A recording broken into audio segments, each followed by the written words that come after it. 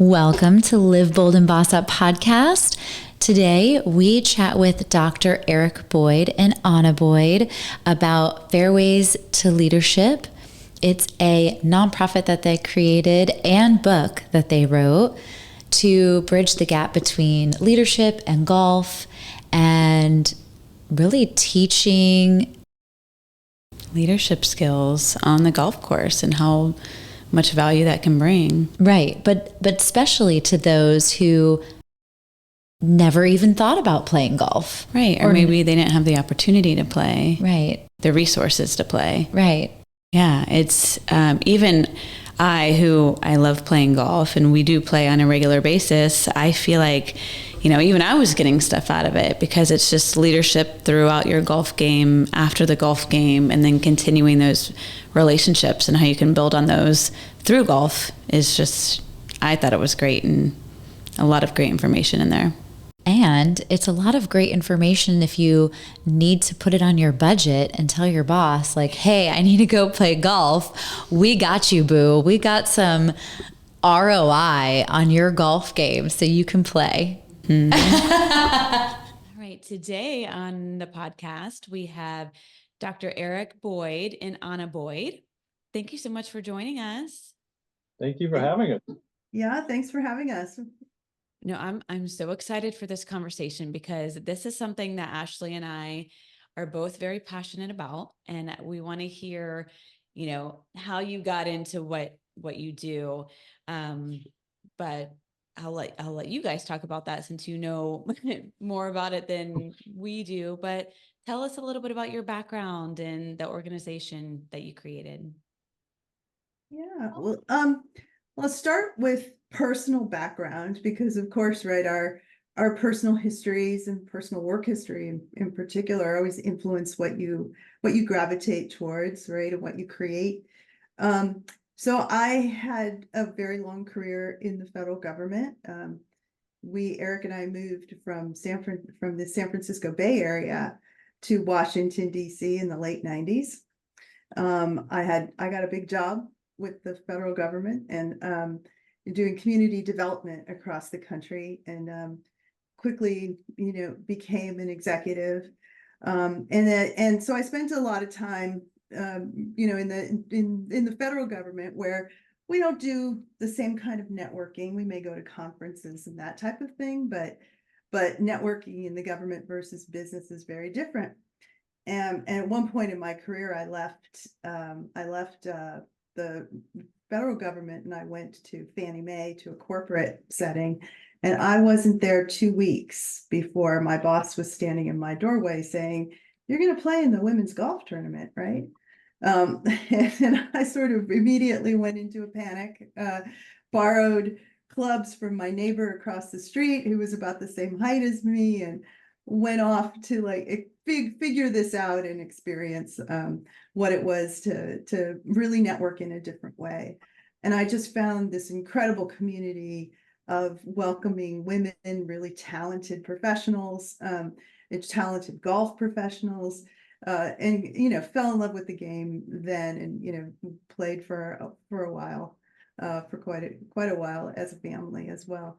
But anyway, I went on to spend about 27 years in the federal government. And when I retired, Eric and I were down in Florida together during the pandemic. So we had some time to think about things. So I'll let Eric take it from there.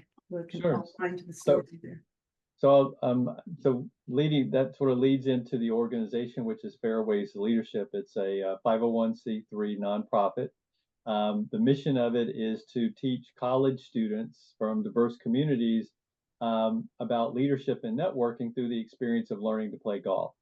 And so you have a copy of the book there by the same name, which just came out in January, which is basically the curriculum of the book. But one of the reasons we wanted to publish the book was to broaden the reach, the impact, right? Because the nonprofit focuses primarily on college students, whether they be undergrad or grad. But we've often had, young professionals come up to us and say, "Look, I've graduated, but I see the value of this." And so the book was an opportunity to sort of bring that message and that skill set to them.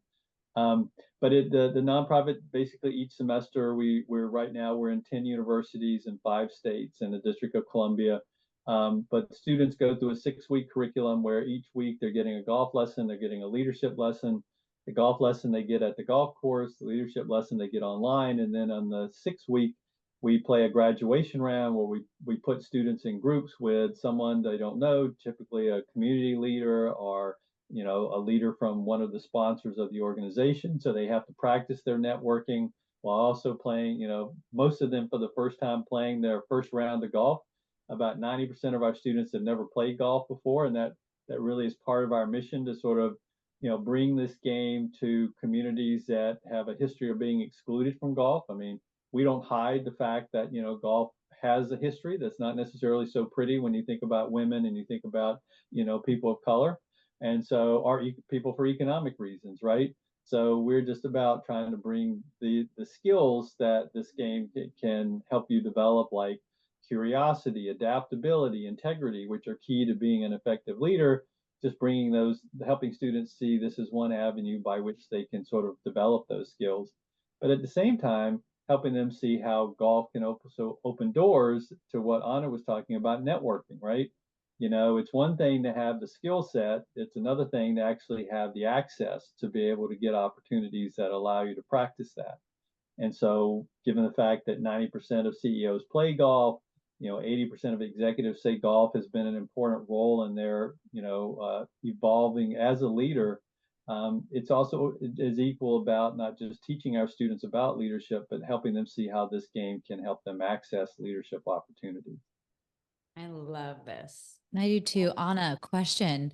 How did you play that first time? Not great.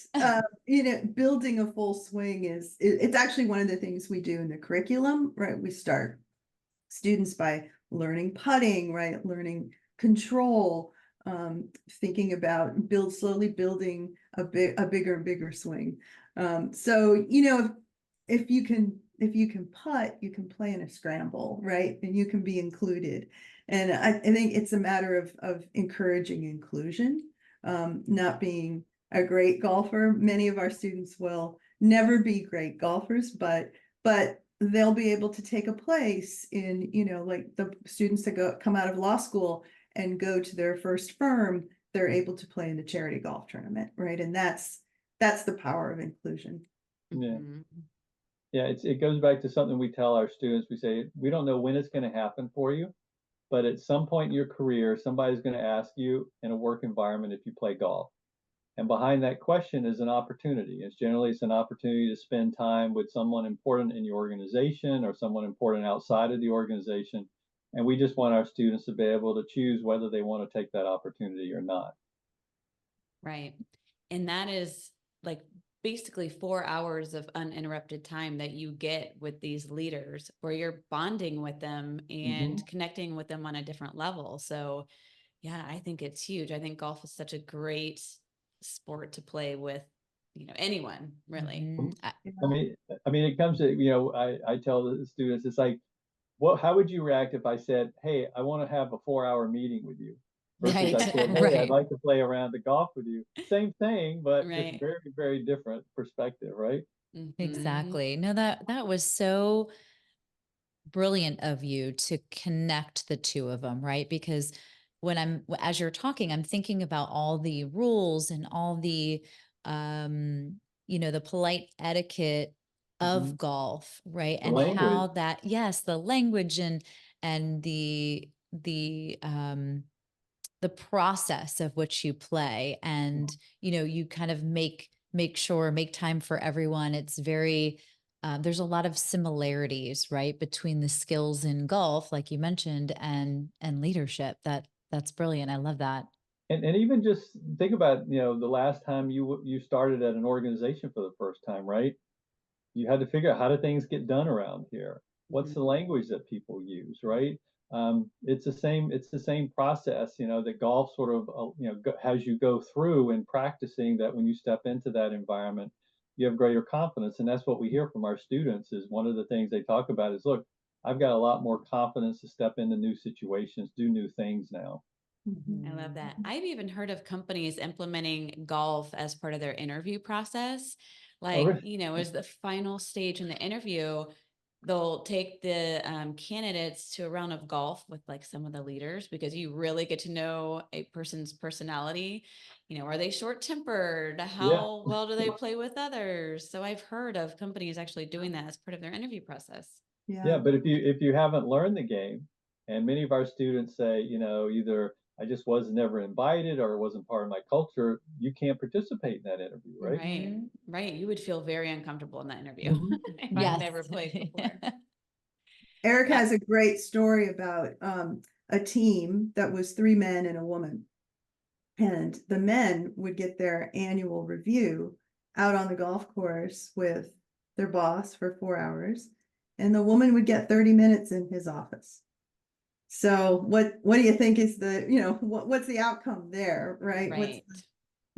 Who did better, right? Mhm. Who Mhm. got the kind of feedback that makes a difference in being able to correct and move up in your career.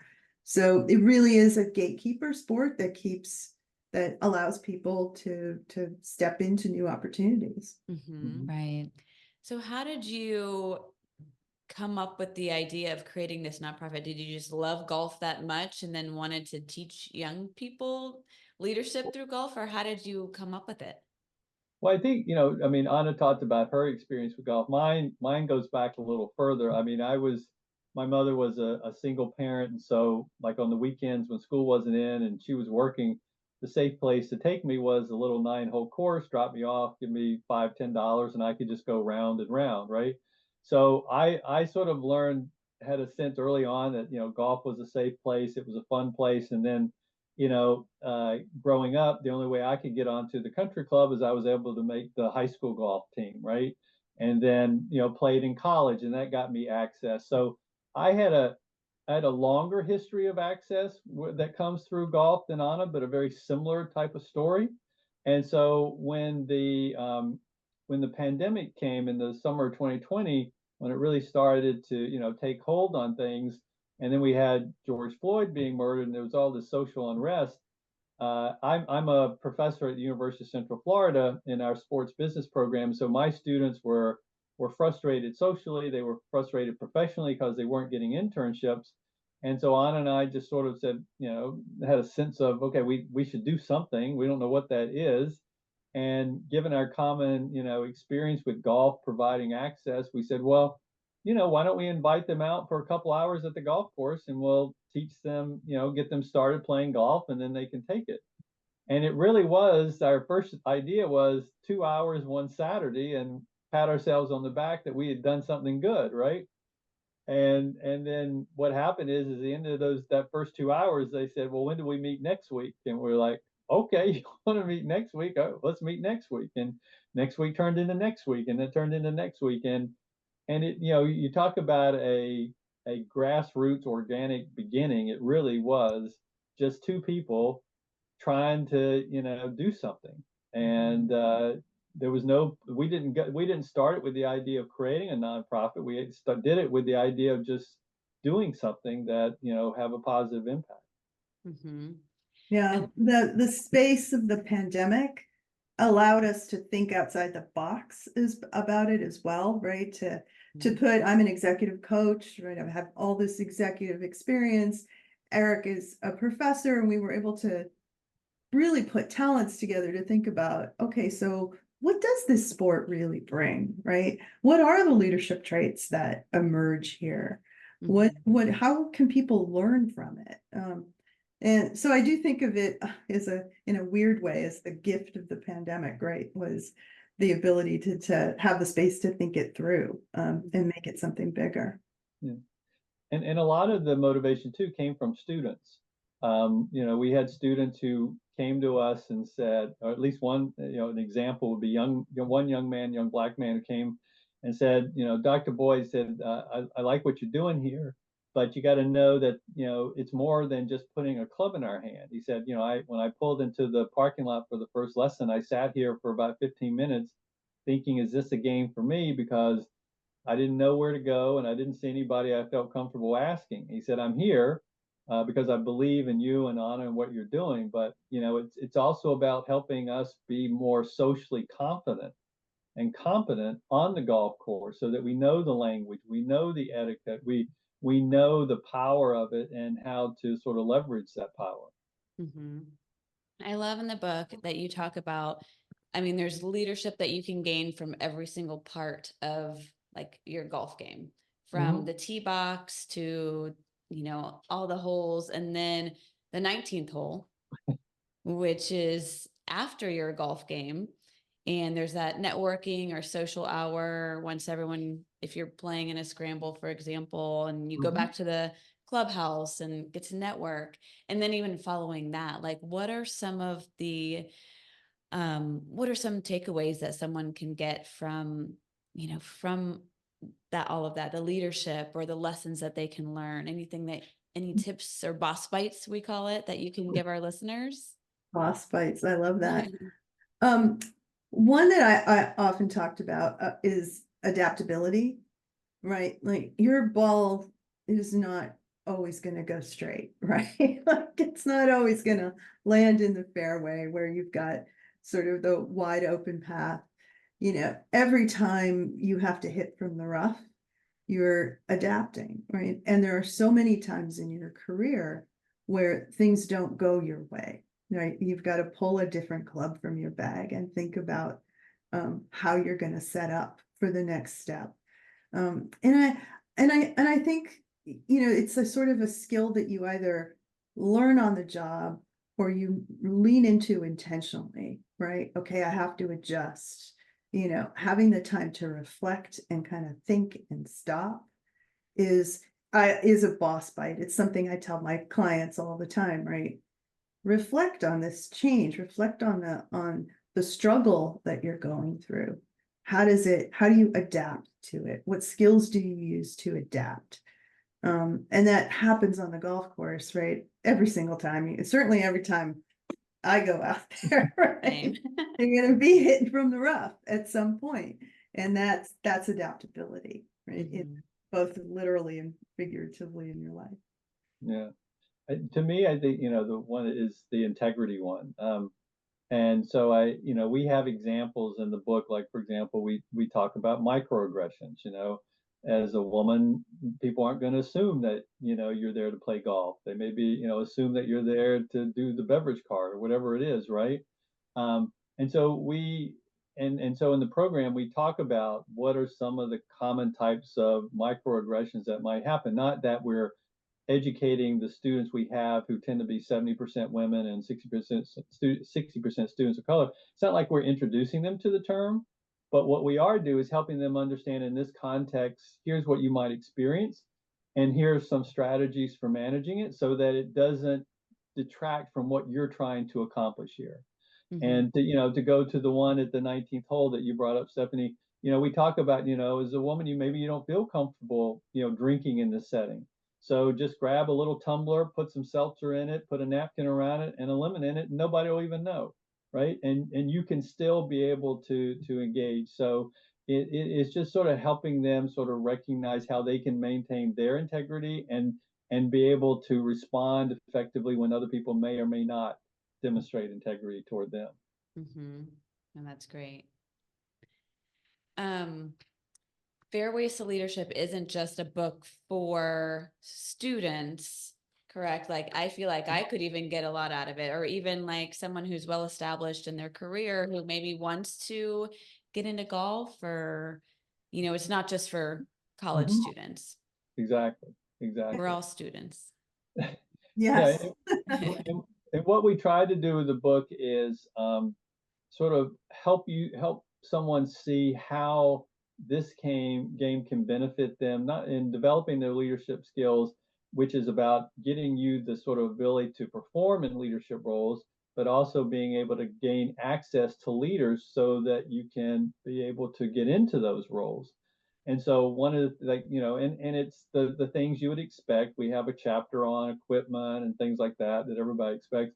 But we also try to talk about the little nuances that you don't get talked about. Like, for example, we talk about, if let's say you're a woman and no one, the sort of people aren't going to necessarily expect you to play, but what you need to do is let people know you play. So put a putter in your office, put a picture of a golf course on the wall, right? Whatever it is that just sort of subtly signals to people that you play golf, so that you create the awareness you need, that you get invited or considered to be invited for outings. So it's both the leadership component, but also the networking component that is critical. Because I don't know, maybe I don't know if you agree or not, but I always thought the greatest asset you have is the people that you know. And so building that network is just critical to your success professionally. I agree. Eric, that was a huge boss bite, because as a female who likes to play golf, I notice other male, clients or like work relationships, they're getting invited to go play golf. And I'm sitting here going, why aren't I invited? I like to play golf, but you're right. Do all of these people know that I play golf? Yeah. Right. So I need to have something. I like having something visible that shows, hey, I play golf. I like to play golf, and get invited to play, get invited to the seat at the table, so to speak. And it could be something physical like that, but it could also be the language you use. An example that was shared with us, one woman shared, who's a very successful executive who plays golf, who lets people know. She says, let's say there's a series of presentations. When I'm leaving, I say, okay, I'm done. Who's up on the tee next, right? And so it just sort of lets people know the language, right? That's just part of who you are. And so it's about letting people know that golf is a part of who you are, and you can do it physically with objects. You can do it with the language you use, the conversations you initiate, those types of things. That's a great idea, because I feel like I often use football Yeah. talk or speak. And so it's just a simple thing as inserting more golf terms is a great idea. I love that. One thing I do too, because, kind of similar to Ash, I like to play, but I do try to, so I created a golf group. It's Ash and I, and then we have some clients and business relationships, all women that we have a golf coach, and we typically try to do it once a week for like 6 weeks, but it gets dragged out a little longer, and we have a lot of fun with it. But I'll try to get a group picture of all of us, or get pictures throughout our like coaching session, and I'll post them on LinkedIn. And then I'll, tag everyone in there. And, I use LinkedIn as a tool as well to show people that we do play golf, and that we have, this group that we created, and to try to use LinkedIn as a tool for promoting that. Yeah, that's great. Yeah. And we talk about in the book, we call it a special playing partner. The book sort of is written from this idea that you've got someone who you want to invite out to network. And so we walk you through that, and they're called your special playing partner. And one of the things we talk about is that, after the round, making sure that you connect with that person on LinkedIn, that, that if you have, if you take a picture, a selfie or whatever, I mean, get their permission to post it. But if you get that permission, post the picture, right? And it's just this whole idea of letting people know that this is a part of your identity, so that you can get the opportunities that go with it. Stephanie, you're definitely using the strategy skill. That's right. That's right. Good. You've got strategy on shout there. And to your point about having a group, right? So more and more women don't go out as often as men, right? Or even like during the day as part of business. So inviting women to take the time, that it is perfectly fine and good networking and good use of business time for you to also be on the golf course, right? To take that it is strategic, right? That, kind of reframing the whole thought around it, that you don't have to be in the office, right, necessarily, or be behind your computer screen wherever you happen to work, but that this is also part of business networking and business advancement. So absolutely. Yeah. And I will too say that take any opportunity that you can to join a group's golf tournament that they're hosting, either one of your clients or a nonprofit that's hosting a golf tournament. There's so many nowadays that you can get involved in, and invite some of your clients to play with you. It's an easy way to get involved, meet other people, have fun while you're working. Mhm. So we do that a lot. And something else that came to mind as you were saying, it's, you know, especially being a recruiting agency, you have people going into interviews. One of the things that we found through our exit interviews with students is they feel that they're doing better in interviews because they have this, you know, this sort of thing that they can connect with the person they're interviewing with. So either, you know, either they go into the office and they see something like a putter or a picture, and they can have, you know, ask about their golf game, and all of a sudden this person, you know, they become something more than just a candidate, right? They become something that they can connect with socially. Or what we're finding is our students get a certificate that shows they've completed the leadership training that goes on their LinkedIn. So employers are seeing that, and then it's coming up in conversations. And so what the students just feel is, hey, I'm able to talk about more than just the job and the skills that I'm bringing. I'm able to connect with this person socially, which can separate me from other people who may be interviewed. That's so great. Perfect point there. Yeah, absolutely. It's so underrated, right? Not, you know, just connecting on the skills, great, fantastic, but then it's underrated being able to connect in a different way. That's a great point. Yeah, because it goes back to that. One of the things we talk about is it's just social mobility, right? Can you, you know, move among people socially, and this game, you know, gives you that opportunity, especially when you start talking about leaders. Absolutely. We are going to put a link for the book in our show notes, Fairways to Leadership, by Eric and Anna Boyd. This is great. I love this. And I'm going to refer all my golf ladies this book because I think it's great. But thank you so much for coming on here. Anything that we didn't talk about that you want to make sure to add for our listeners? I would add one thing, you know, sometimes folks ask us what surprised you the most about all of this. And I have to say that many of we're 70% women go through our program, and many of them go back home after learning this and play their first round of golf with their fathers, brothers, uncles, etc. And that frankly sort of surprised us. In, you know, we have two daughters, and you know, always went as a family, right? Everybody on the golf course. And the fact that there's still, like, even at a family level, right, this sense that girls don't play or aren't included, you know, Right. in a natural kind of organic way. So at that point, we're also making headway that way. And that has been incredibly satisfying and special. Yeah. Mm-hmm. Yeah. The two things that I would add would just be, if you're interested in the book, it's on Amazon, so you can order it there. And the second would be, you know, if you're interested in, you know, an alumni of a college you think that, you know, might you be interested in this, we're always looking for growth opportunities. So just reach out to us through the website, or happy to share in the show notes emails that people can reach out if they're interested in, you know, considering, you know, making an introduction for the program into their university. Yeah, that would be great. Mm-hmm. Well, thank you so much guys for coming on. This has been awesome. Thank you so much. Thank Thank you you. so much. Been Great great. to talk with you. You too.